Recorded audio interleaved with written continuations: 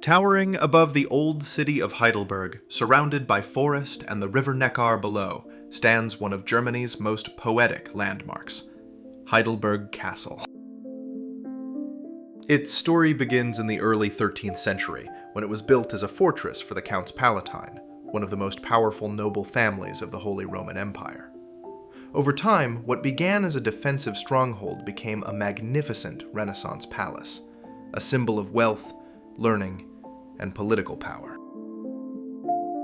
By the 1500s, Heidelberg was home to the University of Heidelberg, the oldest in Germany, and the castle became a hub of art and science under rulers like Elector Palatine Frederick V. But its golden age would soon fade.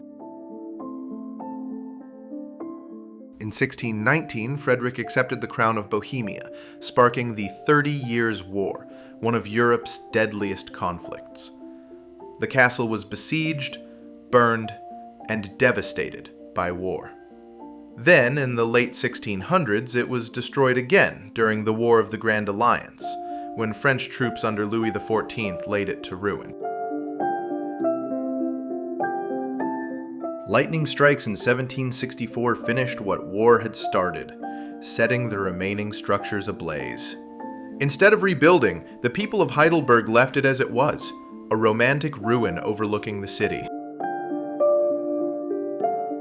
In the 19th century, poets and painters of the Romantic era fell in love with its haunting beauty. Writers like Mark Twain called it the noblest ruin of Germany. Today, the castle remains one of Europe's most visited ruins, partly restored, partly wild, with its Gothic towers, Renaissance facades, and the world's largest wine barrel, holding over 220,000 liters. A symbol of survival, beauty, and imperfection, Heidelberg Castle reminds us that sometimes ruins tell the most powerful stories.